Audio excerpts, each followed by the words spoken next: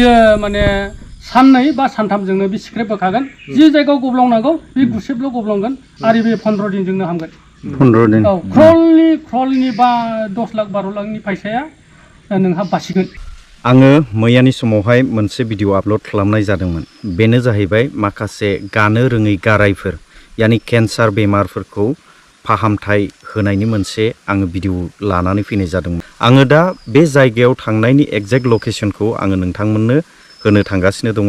आरो बबेजों हाबनांगौ बेखौहाय आङो नोंथांमोननो नैबे भिडिअनि गेजेरजों आङो देखायनो थांगासिनो दङ आरो नैबे भिडिअनि गेजेरजों बै व्यक्तिनि कन्टेक्ट नाम्बारखौबो नोंथांमोना मोननो थांगासिनो दङ बे जायगायानो जाहैबाय चिरां जिल्लानि सिङाव थानाय 1 नं अदालगुरि माने रुनिकाटा थानानि सिङाव थानाय सान्तिपुर पोस्ट अफिसनि सिङाव थानाय 1 नं अदालगुरि होननानै बुङो दै ओमफ्राय बोरै हाबलांनांगौ नैबे भिडिअनि गेजेरजों आङो डाइरेक्ट नोंथांमोननो देखायलांनो थांगासिनो दं दायो मेन लकेशनखौ खोन्थानोसै आं रायजोफोर माने बेवहाय थांनोब्ला नैबे लामाया डाइरेक्ट हाइवे ओंखारहैबाय दै खोलाथिं नेशनेल हाइवे बे नेशनेल हाइवेनिफ्राय हाबजेननाय जायगाखौनो बुङो जाहैबाय सामथाइबारि बे सामथाइबारिनिफ्राय नैबेबायदि विंगार गारि मोनबोखागोन आरो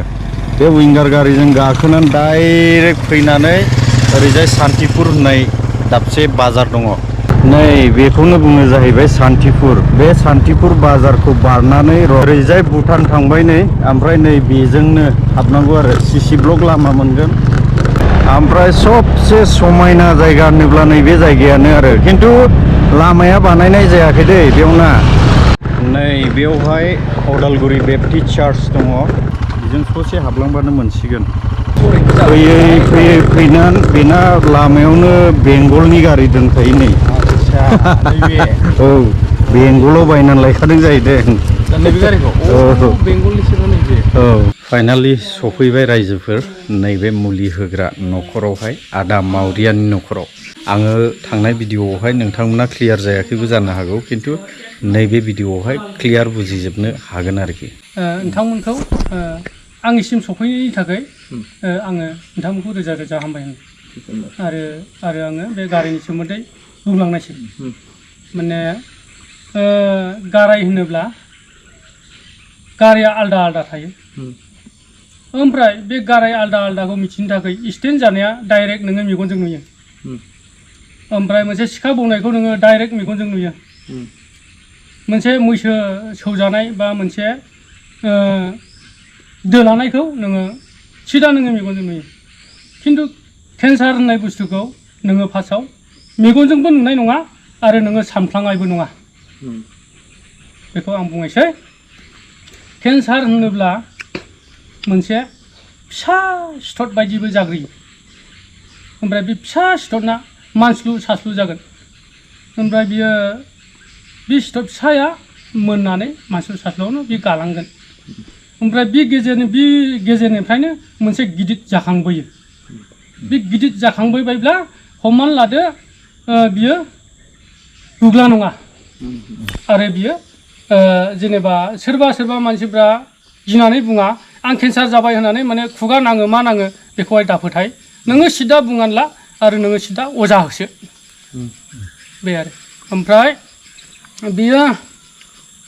बुबाय साबाय आलौबाय ओमफ्राय बे आलौनायनि गेजेरजों बियो माखासे मास मोनसे माखासे 15 दिन माखासे मास मोनसे एसेबो बारा लानो हागौ आरो आथिं थाखाफ्राव जायोला 3 मास 4 मासबो लानो हागौ माने गब्लङो एसे दिरि जायो जिखुनु जायगा गोदोना माबा माबि जाबाय गोदोनायावनो एसे थाबैनो गब्लङो माने बे आथिं थारखा आखाइ थारखानि बादे दस्रायाव माने गब्लंनाया एखेयानो हयथ' 10 दिन 12 दिन बा सानबा उन सिगां जानो हागौ गाराय गिदिरना गिदिर दुखांबो हागोन ओमफ्राय एसे फिसा जागोन ना बे एसे फिसा दुखांबोखा बे मोदोमाव जानाय जिखिजा सायाव जानाय बेखौ आं सोखायो ओमफ्राय नैबे गुग्ला बायदि जानाय समावनो बेखौहाय माने अजा नागिरनांगौ आरो बेखौ डक्टरफ्रा हाखावगोन बा हालमोन्दो हाखावजायोब्लाबो हामाला अजानि थाबैनो नागिरफिन डक्टरनि ट्रिटमेन्टआ जोब्बायथाय बेखौ नागिरफिन आरो आङो केन्सार होनोब्ला आङो 100%आव आङो 90%खौ मिथिगौ मानोना आङो 18-19 बोसोर जाबाय होबोनानै माखासेखौ आङो ओरैनो आगोल मुलिफोरखौ आङो टेस्टिं खालामनो हरनोमोन माखासे आङो गैयैफोरखौ एसे एनै खम सम फैसाजोंनो आङो सोखाहरदोंबो आरो दाबो आङो बेसेनखौ बारा लाया आरो आंनि अनगायै आंखौ आसा खालामालासिनो दस्रानोबो होनो हागोन माने जेन' रायजो राजाफ्रा गोथाङैल' थानो हायो आरो जों बयबो मानसियानो जों न'खरसेनि बायदि आरो जों बयबो मानसिया जोङो मोनसे लोगोफोर बायदि आरो दिनै बेफोरबायदि गाराया साबेसेसो फोसाबनो हाखो होनना दं आङो बेखौथ' आङो बुंनो हाया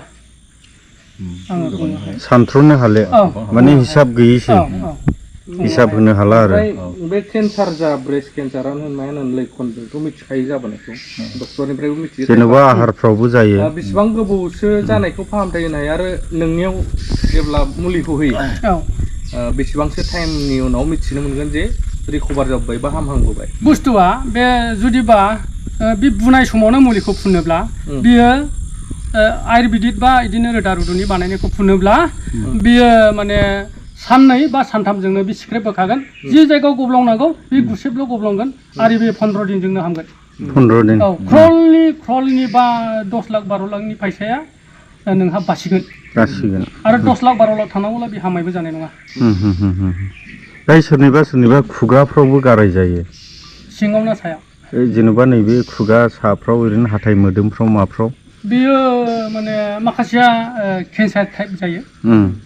केन्सार टाइप होनोब्ला सालायावबो जाग्रोयो आरो बे हारांगिफ्राव जायो माने बियो मोनसे बे सायाव जेरै जायो बेबायदिनो जायो आरो जेनेबा सालायफ्रा अरलाबलाङो बारायलाङो बेबो हामगोन ना बियो माने आङो बेखौहाय माने बानायथ'वाखै सासे मानसि सोंहरदों आङो बेखौ बानायगोन आङो बेखौ मुलिखौ आङो ओरैनो हरगोन आच्छा आंहा बेयाव गेरेन्टि बुंनो हानाय नङा बेसेबां बोसोरनिफ्राय बिदि आयुर्वेदिक मुलिखौ होनाय जायामोन आरो आङो मथा मथि 18-19 बोसोर जाबाय होनाया खिन्थु आङो ओरैबायदिमोन गामिनि मानसि बा उसुं गुदिनि बा एसे बे जोंनि ओनसोलनिल' मानसिया थांनानै थाथों जोङो मोखां नुलायनानै माने रंजा बाजा संसार जानो जेन हायो नै बेबायदि कन्डिसनावमोन आरो ओमफ्राय जेनेबा गारायाथ' गोबां गारायफोरखौनो आदाया फाहामबोबाय ओमफ्राय बिनि गेजेरावहाय जेनेबा अपारेसन खालामनानै सोरनिबा गारायानो हामद'आ नै बेफोरबो जाहैगोन नामा जायो बेखौ आं एसे नैबे गारायनि सोमोन्दैखौ एसे बुंग्रोबावनोसै जुदिबा बे बुबाय ओमफ्राय गुब्रुबाय